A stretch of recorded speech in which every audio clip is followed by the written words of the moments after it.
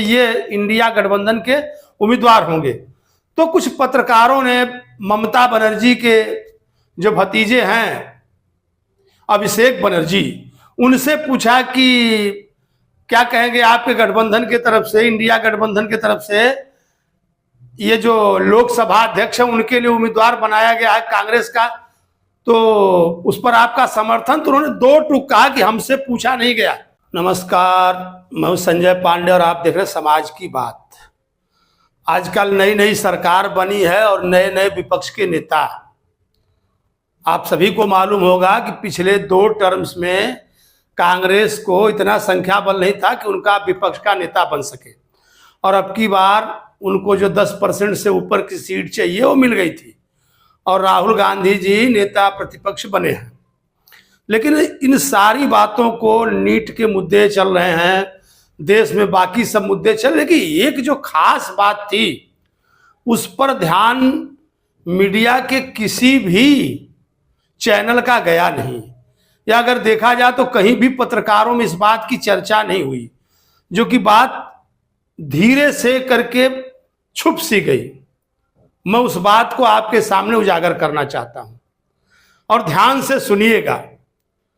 आप सभी ने देखा होगा कि जब लोकसभा स्पीकर के लिए इलेक्शन की बात आई थी तो ये हुआ कि नहीं, लोकसभा स्पीकर पहले बीजेपी ने राहुल गांधी से या कांग्रेस पार्टी से ये कहा कि भाई स्पीकर का चुनाव ज्यादातर निर्विरोध होता है, तो ऐसा करिए परंपरा कायम रहे और चुनाव हो जाए और स्पीकर चुन लिए जाए।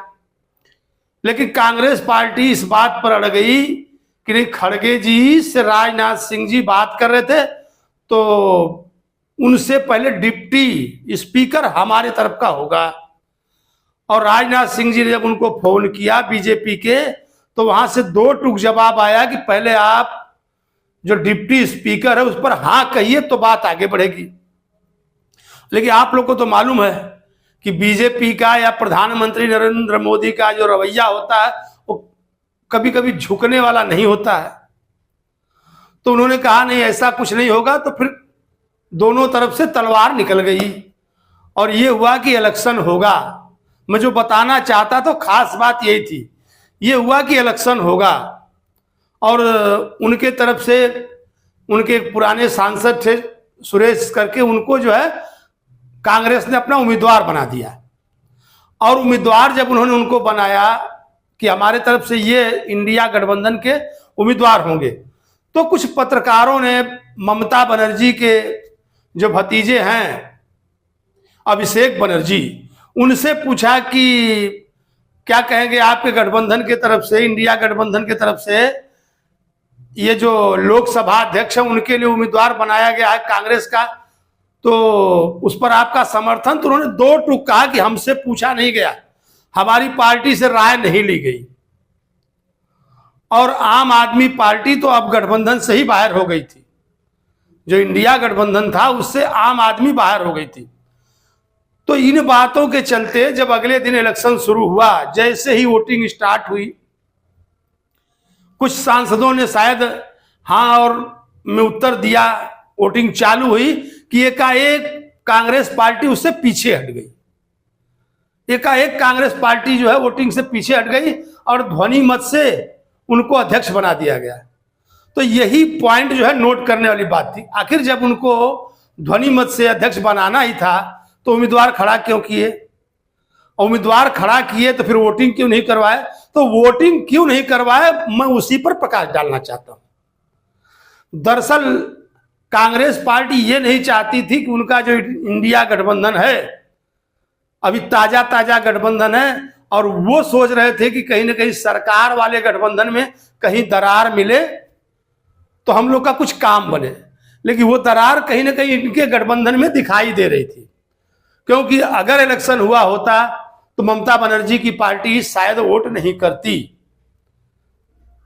और अगर आती भी सदन में तो इनके पक्ष में वोट नहीं करती और या तो बाइकाट कर जाती, और जो आम आदमी पार्टी के 3 थे उनकी भी कलही खुल जाती कि आम आदमी पार्टी किधर जा रही है। तो इन्हीं सब बातों को लेकर के कांग्रेस पार्टी ने सोचा कि जो हमारे अंदर के मुद्दे हैं, हमारे अंदर के जो अंतर विरोध हैं, ये खुलकर सामने न आए,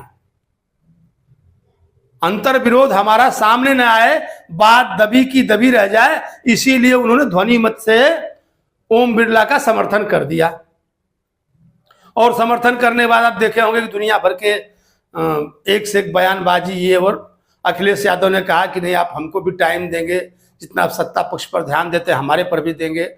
और माइक बंद करने वाला जो इल्जाम है अभी भी लग रहा है, पहले भी लगता रहा था, राहुल गांधी जी करेंगे हमारा माइक बंद कर दिया जा रहा है। क्या सच्चाई है अब तो वही लोग जाने। लेकिन जो इस मुद्दे पर सच्चाई थी और किसी का भी ध्यान नहीं गया था, पूरे मीडिया जगत का ध्यान नहीं गया था, उसकी वजह यही थी कि जब इनको मालूम होते हुए भी कि हमारा बहुमत नहीं है, बीजेपी का बहुमत है, वो अध्यक्ष का चुनाव जितवा लेंगे, फिर भी इन्होंने अपना उम्मीदवार खड़ा किया और ठीक वोट से पहले भाग गए। उन्होंने भाग क्या गए, एक तरह से समर्थन कर दिया। तो ये थी उसकी वजह। और बाकी आजकल आप देख रहे होंगे जो नीट का पर्चा लीक हुआ था, कहीं ना कहीं बोले 1500-1600 बच्चे प्रभावित हुए थे, उसमें 800 री एग्जाम में बैठे, 800 नहीं बैठे। और उसमें यह कहा गया था कि नहीं, जो गेस मार्क था उसमें मिला। और अभी आप देखेंगे हजारीबाग से कॉलेज के प्रिंसिपल गिरफ्तार हो और संजीव मुखिया बिहार में ढूंढे जा रहे हैं।